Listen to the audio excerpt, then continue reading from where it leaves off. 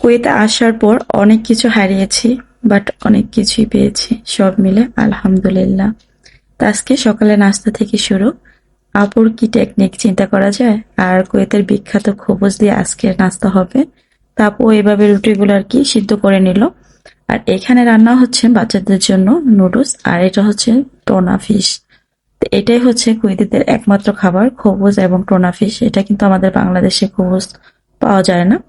তো এই তো আমাদের সকালের নাস্তা। আজকের নাস্তা খাওয়ার পর আমরা কোথায় যাচ্ছি এবং কি কি করব সবকিছু আপনাদের সাথে শেয়ার করা হবে যদি আপনারা চান। আর এইদিকে আমার হাজবেন্ড সকাল সকাল অনেকগুলো গরুর মাংস নিয়ে আসছে। ফ্রেশ গরুর মাংসটা খেতে অনেকটাই ভালো লাগে, কিন্তু ফ্রোজেন যে মাংসটা থাকে ওইটা খেতে একদমই ভালো লাগে না, একটা বিশ্রী গন্ধ আসে। মাংস দিয়ে আজকে রান্না করা হবে বিরিয়ানি, আর বিরিয়ানি বাচ্চাদের অনেক পছন্দ, তা আর কি বিরিয়ানিটাই রান্না করছি। তো আমরা আজকে যাব হচ্ছে সাগরের পাড়। আজকের বিরিয়ানিটা রান্না করছে হচ্ছে আপু, যেহেতু আপু আমার বাসায় ছিল। তা আমরা ফ্যামিলি সবাই একসাথে আজকে কোথায় ঘুরতে যাব এবং কি কি করব সবকিছু আপু বিরিয়ানি রান্না করতেছে। আর এখানে আমি সবকিছু রেডি করে নিয়েছি, যেহেতু গাড়িতে সবকিছু আগে থেকেই গুছিয়ে রাখতে হবে, না হয় অনেকটা লেট হয়ে যায়।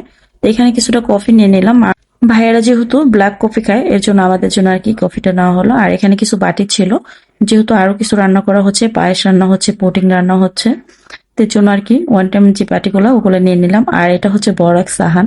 আর এখানে কিছু পানির বোতল নিয়ে নিলাম। সাহান নেওয়ার কারণ হচ্ছে যেহেতু সবাই একসাথে খেলে কিন্তু খাবারের মজাটা অনেক বেশি, আর একা একা একদমই খাওয়া যায় না। এখানে আমি রেডি টেডি হয়ে এখন বের হয়ে গেলাম, আর ওরাও চলে আসছে। সব মিলে একদম খুব অসাধারণ একটা পার্টি ছিল। সবকিছু গাড়িতে নিয়ে নিলাম, আর এখানে বাচ্চারা খেলাধুলা করতেছে। তো ওদেরকে দেখলাম আরো বেশি ভালো লাগে। তো এখানে আমরা গাড়িতে উঠে চলে যাচ্ছি। এখন কোথায় যাব সেটা হচ্ছে, আজকে আরো দুইটা নতুন আপু ও ভাইয়াদের সাথে মিট হবে। তো খোলা আকাশের নিচে পার্টি করতে কিন্তু আমার অনেক ভালো লাগে।